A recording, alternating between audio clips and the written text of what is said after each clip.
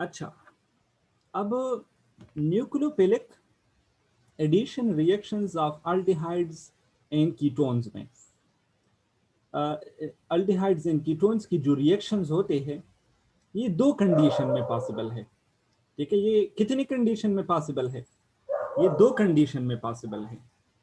मेरा मकसद यही है कि अगर आप nucleophilic addition reactions of aldehyde and ketone करना चाहते हैं तो या तो आप एसिड को एज अ कैटलिस्ट यूज करेंगे और या इसमें आप क्या यूज कर सकते हैं, बेस भी एज अ कैटलिस्ट यूज कर सकते हैं। तो तो ऐसे न्यूक्लियोफिलिक एडिशन रिएक्शन, NAR का मतलब है न्यूक्लियोफिलिक एडिशन रिएक्शन, जो आप एसिड की वजह से कैटलाइज करते हैं उसको हम कहते हैं acid catalyse nucleophilic addition reaction. ठीक है, एसिड की वजह से आप जो है ना वो कैटलाइज करते हैं, और जो आप बेस की वजह से कैटलाइज करते हैं तो जाहिर सी बात है उसको हम base catalyse nucleophilic addition reaction कहेंगे। आप मेरी बात को समझ गए? ठीक है, मकसद यही है कि अगर हम nucleophilic addition reaction of aldehyde and ketone करना चाहते हैं तो इस रिएक्शन को आसान करने के लिए, इस रिएक्शन को इजी करने के लिए हम या तो एसिड को एज ए कैटलिस्ट यूज करेंगे या बेस को। तो जब हम एसिड को एज ए कैटलिस्ट यूज करते हैं उसको कहते हैं एसिड कैटलाइज रिएक्शन, और जब हम बेस को यूज करते हैं तो बेस कैटलाइज रिएक्शन।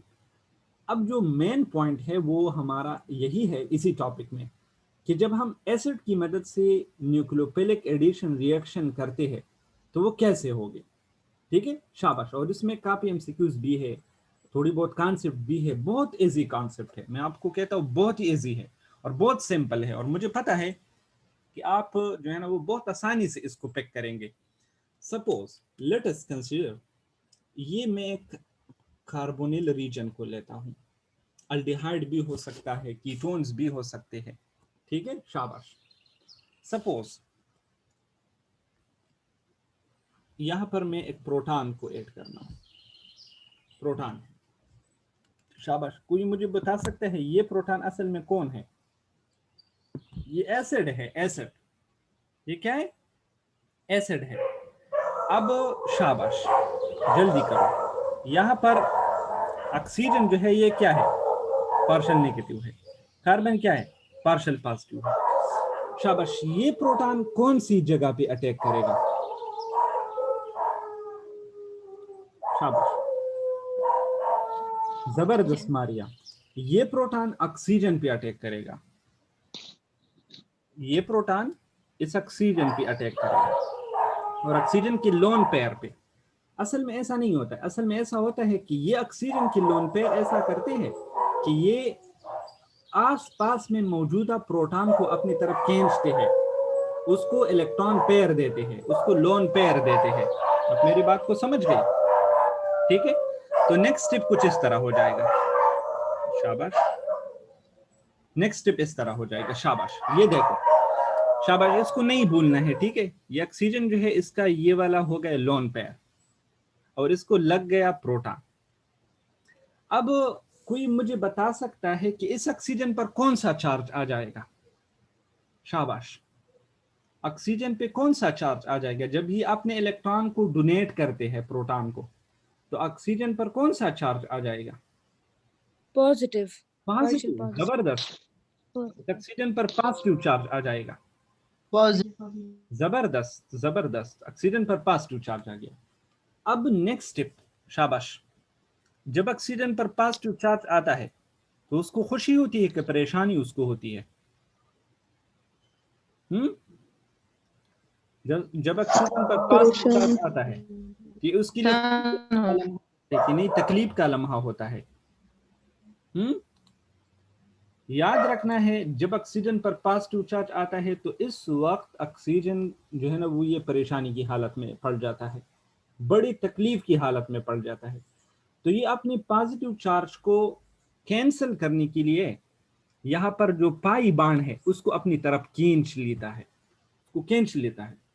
ठीक है, तो जब ऑक्सीजन अपनी तरफ बाण को खींच लेता है तो नीचे जो कार्बन है उस पर क्या, कौन सा चार्ज पड़ जाता है? शाबाश, पॉजिटिव, क्योंकि कार्बन से एक बॉन्ड चला गया।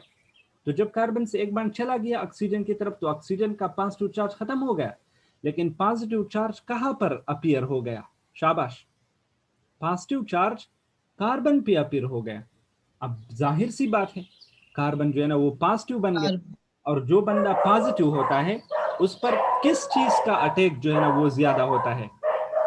शाबाश, न्यूक्लियोफाइल। हाँ, जबरदस्त जबरदस्त। यहाँ पर न्यूक्लियोफाइल के लिए जो है ना वो क्या हो गया, अटैक जो है ना वो आसान हो गया। तो नेक्स्ट स्टेप में ऐसा होता है कि ये जो हमारे साथ कंपाउंड है इसको मैं कुछ इस तरह लिखूंगा,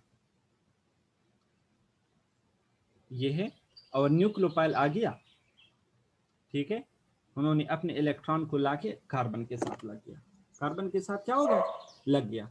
अब मैं आपको एक बात बताता हूँ, ये एसिड को हमने कैटलिस्ट कैसे यूज किया, पॉइंट यही है, असल पॉइंट यही है।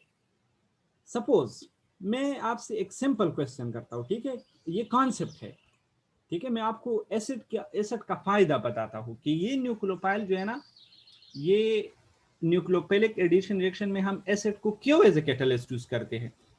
एक क्वेश्चन मैं आपसे करता हूँ लाइबा, बहुत जबरदस्त क्वेश्चन है। सपोज ये एक न्यूक्लियोफाइल है, ठीक है, ये न्यूक्लियोफाइल दो तरह के कार्बोनिल पर अटैक करना चाहता है, एक ये है, ये कार्बोनिल है, और दूसरा जो है वो ये कार्बोनिल है।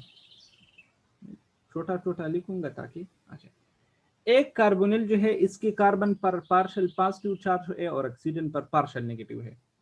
दूसरा कार्बोनिल जो है, शाबाश फोकस करो, ठीक है, ये कार्बन पॉजिटिव है, पॉजिटिव।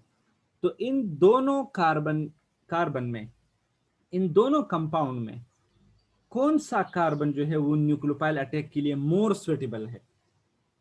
कौन सी कार्बन न्यूक्लियोफाइल का अटैक? Positive sir. पॉजिटिव।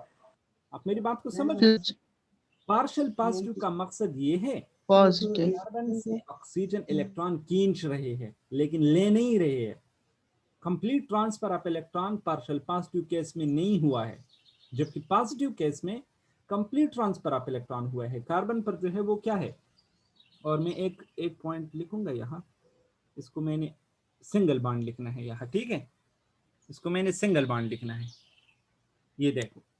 तो मेरा मकसद ये है कि न्यूक्लियोफाइल दोनों केसेस में अटैक कर सकता है, इस केस में भी और इस केस में भी, लेकिन ये वाला केस जो है जिसमें कार्बन पॉजिटिव है, ट्रू पॉजिटिव है, ये न्यूक्लियोफाइल अटैक के लिए मोर सुटेबल है, ठीक है। और ये पॉजिटिव कार्बन कैसे बनता है, जब हम ये सारा मैकेनिज्म फॉलो करते हैं, जब हम एसिड को एज ए कैटलिस्ट यूज करते हैं। तो एसिड को कैटलिस्ट यूज करने का फायदा यही है कि हम कार्बन को पॉजिटिव बनाते हैं, और ये पॉजिटिव कार्बन फिर न्यूक्लियोफाइल अटैक के लिए द मोस्ट सुटेबल पोजीशन बन जाता है, ठीक है। तो इसीलिए इसको हम कहते हैं एसिड कैटलाइज्ड रिएक्शन, इसको हम कहते हैं क्या, एसिड कैटलाइज्ड रिएक्शन।